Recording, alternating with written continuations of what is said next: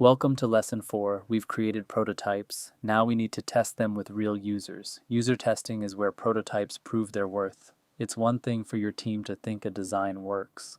It's another for actual users to demonstrate that it does. Today we'll learn how to conduct effective user testing, how to gather and organize feedback, and how to translate what you learn into design improvements. This is the heartbeat of iterative design, a continuous loop of test, learn, improve. By the end of this lesson, you'll accomplish 3 objectives. First, conduct Think Aloud usability testing sessions. This is a technique where users verbalize their thoughts while interacting with your prototype. It reveals their mental model and confusion points. Second, organize feedback using structured frameworks. Raw feedback can be overwhelming. We'll use tools to organize and make sense of it. And third, prioritize design changes based on user input. Not every piece of feedback requires action. You'll learn to identify what matters most. Why is user testing essential? Because you are not your user. You have expertise they don't have. You understand context they don't understand. What seems perfectly clear to you may be completely confusing to them. Users reveal problems you can't see. The curse of knowledge is real. Once you know something, you can't imagine not knowing it. Users approach your prototype fresh, without your background, and immediately stumble over things you've become blind to. Testing replaces assumptions with evidence. You can guess how users will respond, or you can watch them actually respond. The watched reality is often different from the guessed expectation, and that difference is where learning happens. The Think Aloud method is a cornerstone of usability testing. Ask users to verbalize their thoughts while interacting with your prototype. What are you looking at right now? What do you expect to happen if you click this? What are you trying to figure out? This reveals their mental models, how they think things work, which may be different from how you designed them. It reveals confusion, where they hesitate, where they express uncertainty, where they're surprised. It reveals expectations, what they thought would happen versus what actually happened. Your role during Think Aloud is to observe and record, not to help or explain. If a user is confused, don't clarify. Note the confusion. That's exactly what you need to know. Helping them defeats the purpose of learning where the design fails. Planning a test session requires preparation. Define what you want to learn. What questions do you have about this prototype? Is the main message clear? Can users navigate the flow? Do they understand what action to take? Create tasks, specific scenarios for users to attempt. Find information about diabetes risk. Schedule an appointment. Explain what this program offers. Concrete tasks generate useful observations. Recruit appropriate testers similar to your target population. Testing with college students when your population is elderly adults may miss important usability issues. 5 to 8 users typically reveal most usability problems. Prepare your prototype and method for recording observations. You might take notes, record audio, or record video, whatever captures what you need to learn. Facilitating a test session requires skill. Welcome the user and explain the process. Explain that you're testing the design to make it better. They're helping you, and there are no wrong answers. Emphasize, we're testing the design, not testing you. Some people feel like they're taking a test and worry about failing. Reassure them that any difficulty reflects a design problem, not a personal failing. Provide tasks one at a time. Give them a task. Let them attempt it.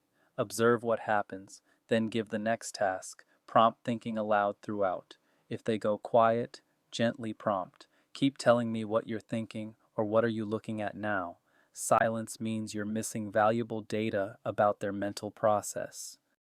During the session, observe and record systematically. Note behaviors. What do they actually do? Where do they click? What do they look at? What order do they follow? Behavior tells you how they interact with the design. Note expressions. A furrowed brow suggests confusion. A sigh suggests frustration. A smile suggests something's working. Expressions reveal emotional responses that words might not capture. Record quotes. Their exact words are valuable. I have no idea what this means is more vivid than user expressed confusion. Quotes capture the user's experience authentically. Mark critical incidents, moments of major success or major failure. When someone completely misunderstands a core concept, that's critical. When they sail through something you expected to be difficult, that's also notable. The feedback grid helps organize what you learn. Draw a 2x2 grid with 4 categories. Likes capture what worked well. What did users respond positively to? What seemed clear or easy? These are strengths to preserve. Criticisms capture problems. Where did users struggle? What confused them? What frustrated them? These are areas needing improvement. Questions capture things users wondered about. What did they ask about or seem uncertain about? Questions often reveal gaps in information or explanation. Ideas capture user suggestions for improvement. Sometimes users will say it would be better if, or I wish this would. These suggestions can be valuable, though they need filtering. Use this grid to sort your observations from each session. Patterns across multiple users are particularly important. After testing, you'll have a lot of feedback. Not every piece requires action. You need to prioritize. Prioritize by frequency. If one user had a problem but 4 others didn't, it might be an individual quirk. If 4 out of 5 users had the same problem, it's a design problem you must fix. Prioritize by severity. Some issues are minor, a preference for a different color. Some issues are critical. Users couldn't complete the task at all. Focus on critical issues first. Consider feasibility. Some feedback might require changes beyond your resources or authority. You might not be able to act on everything, even if it's valid. Focus on what you can actually change. The goal is to identify a manageable set of high-priority improvements for the next iteration. User testing is only valuable if you close the loop. Make changes based on what you learned. The whole point of testing was to improve the design. If you test and don't change anything, you've wasted everyone's time. Update the prototype to address the priority issues you identified. Fix the confusing language. Add the missing information. Rearrange the flow that didn't work. Then test again. Did the changes work? Did they introduce new problems? You may need several iterations to get things right. Repeat until the design is good enough. You'll never achieve perfection, and eventually you need to move forward. But you should reach a point where testing reveals only minor issues, not fundamental problems. Let's summarize our key takeaways. User testing reveals problems you can't see because you're too close to the design and too different from your users. It replaces assumptions with evidence. The Think Aloud method captures users' mental models, confusion points, and expectations as they verbalize their thoughts during interaction. The feedback grid organizes your observations into likes, criticisms, questions, and ideas, helping you make sense of rich qualitative data.